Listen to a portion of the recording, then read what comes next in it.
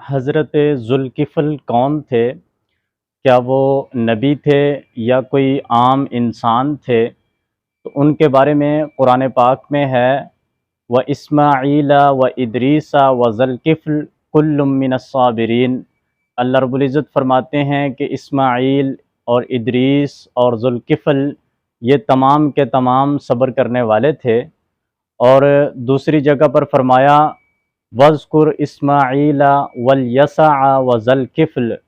کہ یاد کیجئے اسماعیل کو، یسع کو اور ذوالکفل کو۔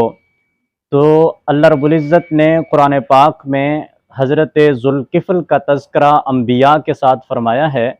اور جہاں انبیاء کا تذکرہ کیا، انبیاء کی صفات کو بیان کیا کہ وہ صبر کرنے والے تھے،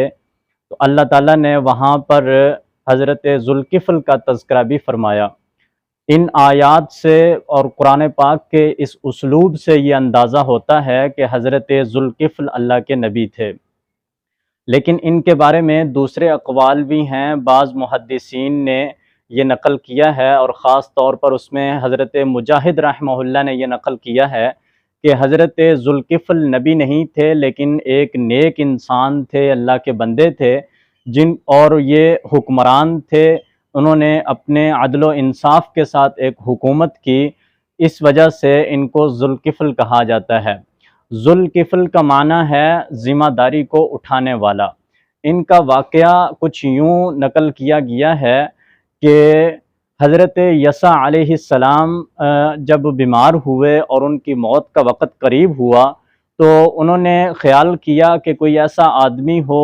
جس کو وہ اپنا نائب مقرر کریں، اپنی زندگی میں بھی وہ دیکھ لیں کہ کیا وہ ان کا نائب ان کی جگہ پر کام کر سکتا ہے یا نہیں، اور دوسرا یہ کہ وہ پھر ان کی موت کے بعد بھی اس کو اپنا نائب مقرر کر دیں۔ تو انہوں نے مجمع میں آ کر یہ اعلان کیا کہ کیا کوئی ایسا شخص ہے جو میری ذمہ داری کو قبول کرے، میں اس کو اپنا نائب مقرر کروں گا، اور اس کے لیے میری 3 چیزیں ہیں، یعنی 3 باتیں ہیں، جو اس پر عمل کرے گا تو اس کو میں ذمہ داری سونپ دوں گا اور اس کو میں اپنا نائب مقرر کروں گا۔ وہ 3 چیزیں یہ ہیں، ایک یہ کہ وہ مسلسل روزے رکھنے والا ہو، دوسرا یہ کہ وہ رات کا قیام کرنے والا ہو، یعنی نماز بہت زیادہ کثرت کے ساتھ پڑھنے والا ہو، اور تیسرا یہ کہ وہ غصہ پر قابو پانے والا ہو، یعنی جب بھی اس کو غصہ آئے تو وہ اس پر قابو پائے، اپنے غصے کو کنٹرول میں رکھے اور غصے میں آ کر کوئی بھی غلط قدم نہ اٹھائے۔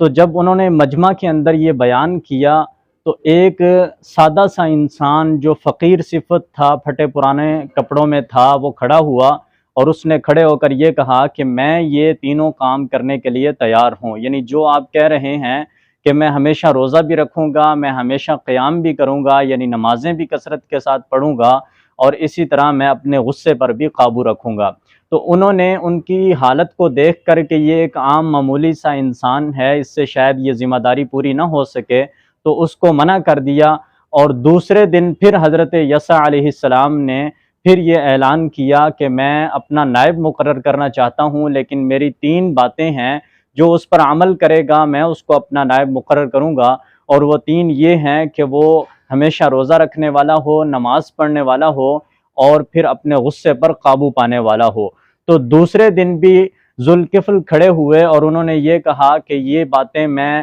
اس ذمہ داری کو قبول کرتا ہوں اور ان باتوں پر میں عمل کروں گا، تو پھر انہوں نے ذوالکفل کو اپنا نائب مقرر کر دیا۔ جب ذوالکفل ان کے نائب مقرر ہو گئے اور انہوں نے اس ذمہ داری کو قبول کر لیا، اور ان کے نائب کے طور پر لوگوں کے درمیان فیصلے کرنے لگے، اور وہ ان کی جتنی بھی ذمہ داریاں تھیں ان کو ادا کرنے لگ گئے، روزے بھی رکھنے لگے، اور اس کے علاوہ وہ قیام بھی کرنے لگے۔ ان کے بارے میں یہ لکھا ہے کہ ذوالکفل روزانہ 100 نماز پڑھتے تھے، یعنی اتنی ذمہ داری کے ساتھ ان باتوں پر وہ عمل کرتے تھے کہ کثرت سے نماز بھی پڑھتے تھے اور کثرت سے روزے بھی رکھتے تھے، اور اپنے غصے پر قابو بھی پاتے تھے، اور لوگوں کے درمیان عدل و انصاف کے ساتھ کام کیا کرتے تھے۔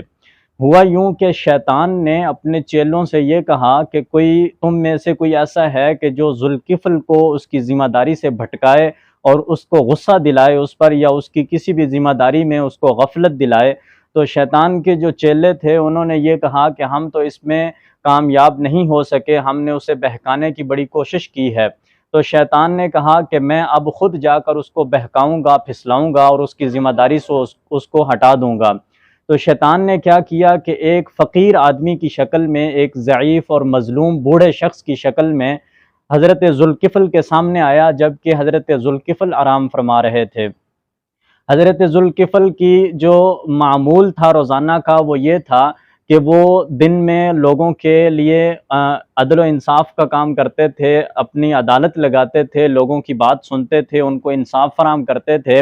مظلوم کی مدد کرتے تھے، اور رات کے وقت وہ کثرت کے ساتھ نماز پڑھتے تھے اور اسی طرح دن کو روزہ بھی رکھا کرتے تھے۔ ان کے جو سونے کا جو معمول تھا وہ یہ تھا کہ وہ دوپہر کے وقت کچھ دیر کے لیے قیلولہ کیا کرتے تھے، اور بس یہی ان کی آرام کا اور نیند کا وقت تھا۔ تو شیطان نے یہ سوچا کہ میں ان کے آرام کے وقت میں خلل ڈالوں گا، جس سے ان کو غصہ آئے گا، اور ان کی وہ جو ذمہ داری انہوں نے اٹھائی ہے کہ غصے پر قابو رکھیں گے، وہ اس کی ذمہ داری ٹوٹ جائے گی۔ تو شیطان نے یہ تدبیر اختیار کی کہ ایک دن ایک مظلوم بوڑھے شخص کی شکل میں آیا ذوالکفل کے پاس، جبکہ وہ دوپہر کو آرام فرما رہے تھے۔ تو دروازہ کھٹکھٹایا، جب انہوں نے پوچھا کہ کون ہو، تو کہنے لگا کہ میں ایک مظلوم بوڑھا شخص ہوں، میری کچھ زمین ہے جو میرے کچھ رشتہ داروں نے یا دوستوں نے مجھ سے چھین لی ہے، میرے ساتھ ظلم کیا ہے، آپ مجھے انصاف دلوائیں۔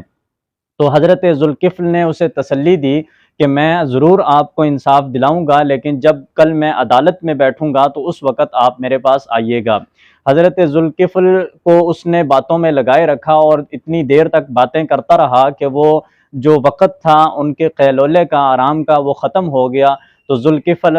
دوبارہ اپنی عدالت میں جا کر چلے گئے اور وہاں جا کر انتظار کرنے لگے کہ وہ بوڑھا شخص آئے گا جس نے مجھ سے انصاف کا مطالبہ کیا ہے، تو میں اس کو انصاف دلاؤں گا۔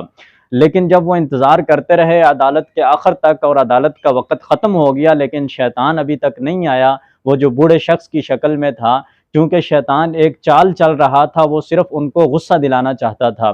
دوسرے دن جب پھر وہ دوپہر کو قیلولہ کرنے لگے تو شیطان پھر آ گیا اور آ کر دروازہ کھٹکھٹایا۔ تو حضرت ذوالکفل نے پوچھا کون ہو؟ کہنے لگا کہ میں وہی مظلوم شخص ہوں۔ تو انہوں نے کہا کہ میں نے تمہیں یہ کہا تھا کہ جب کل میں عدالت لگاؤں گا اور عدالت میں بیٹھوں گا تو اس وقت میرے پاس اپنا مقدمہ لے کر آؤ، میں تمہیں اس وقت انصاف دلاؤں گا۔ تو شیطان جو تھا بڑا فریبی تھا، مکار تھا، کہنے لگا کہ دراصل جب میں نے ان لوگوں کو بتایا کہ کل ذوالکفل کی عدالت میں مجھے انصاف مل جائے گا، تو ان لوگوں نے میرے ساتھ دھوکہ کیا اور انہوں نے مجھے وعدہ کیا کہ وہ مجھے وہ تمام چیزیں دے دیں گے جو میرا حق ہے، تو اس لیے میں عدالت میں نہیں آیا۔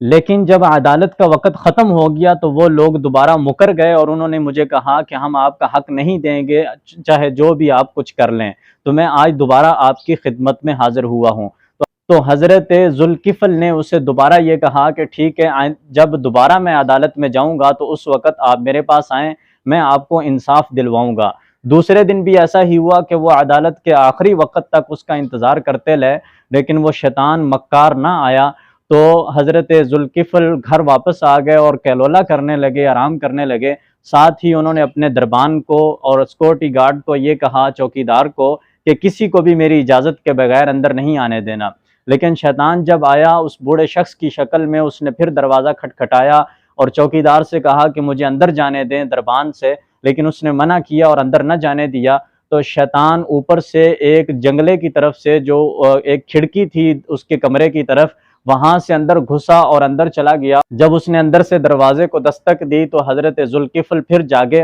اور انہوں نے پوچھا کہ میں نے تجھے یہ کہا تھا کہ جب میں عدالت کی جگہ پر بیٹھوں گا تو وہاں آ کر مجھ سے فیصلہ کروانا، تم پھر میرے کمرے میں میری آرام گاہ میں پہنچ گئے ہو۔ تو پھر حضرت ذوالکفل نے جب دربان سے یہ پوچھا کہ میں نے آپ کو منع کیا تھا کہ میری اجازت کے بغیر کسی کو بھی اندر داخل نہ ہونے دیں، تو اس دربان نے بتایا کہ میں نے ان کو اندر نہیں آنے دیا، بلکہ میں نہیں جانتا کہ یہ کس جگہ سے اندر آئے ہیں۔ تو جب حضرت ذوالکفل نے دیکھا کہ ان کا دروازہ بھی وہیں سے اندر سے بند ہے اور آنے کا کوئی راستہ بھی نہیں ہے، تو وہ یہ سمجھ گئے کہ یہ شیطان مردود ہے جو مجھے بھٹکانا چاہتا ہے اور مجھے غصہ دلانا چاہتا ہے۔ تو اس وقت حضرت ذوالکفل نے شیطان سے پوچھا کہ کیا تو وہی اللہ کا دشمن شیطان ہے؟ تو شیطان نے کہا کہ ہاں، میں کوشش کر رہا تھا کہ میں تجھے اس طرح پریشان کروں، تنگ کروں تاکہ تمہیں غصہ آئے اور تمہاری ذمہ داری ٹوٹ جائے، لیکن تم نے اپنے غصے پر قابو رکھا اور اپنی ذمہ داری کو تم نے اسی طرح نبھایا۔ اسی وجہ سے شیطان نے کہا کہ تم ذوالکفل ہو، یعنی تم اپنی ذمہ داری کو اٹھانے والے ہو، اس کو نبھانے والے ہو۔ تو قرآن پاک میں بھی اللہ رب العزت نے حضرت ذوالکفل کا یہی لقب بیان کیا ہے کہ ذمہ داری کو اٹھانے والے ہیں۔ حقیقت میں ان کا کیا نام تھا اس کا نہیں ملا کسی جگہ پر کہ ان کا واقعی جو حقیقی نام تھا وہ کیا ہے، لیکن ذوالکفل کے نام سے کہ وہ ذمہ داری کو اٹھانے والے ہیں، اسی نام سے اللہ رب العزت نے قرآن پاک میں ان کا تذکرہ کیا ہے۔ تو ان کے بارے میں مختلف اقوال ہیں۔ کچھ محدثین کا کہنا یہ ہے کہ ذوالکفل جو تھے وہ ایک عام انسان تھے، اللہ کے نیک بندے تھے، اور حضرت ابو موسیٰ اشعری رضی اللہ تعالیٰ عنہ سے بھی ایک روایت یہی ہے، وہ فرماتے ہیں کہ ذوالکفل ایک عام نیک آدمی تھے لیکن عادل حکمران تھے، لوگوں کے درمیان انصاف کرنے والے تھے۔ اور اللہ رب العزت نے قرآن پاک میں حضرت ذوالکفل کا تذکرہ انبیاء کے ساتھ کیا ہے، تو اس سے یہ معلوم ہوتا ہے قرآن پاک کے اسلوب سے کہ ذوالکفل اللہ کے نبی تھے۔ بہرحال جو بھی تھے وہ ایک نیک آدمی تھے جنہوں نے اپنی ذمہ داری کو قبول کیا اور اس کو اچھی طرح سے نبھایا، اور اللہ تعالیٰ کی کثرت کے ساتھ عبادت کرنے والے تھے اور عدل و انصاف کو قائم کرنے والے تھے۔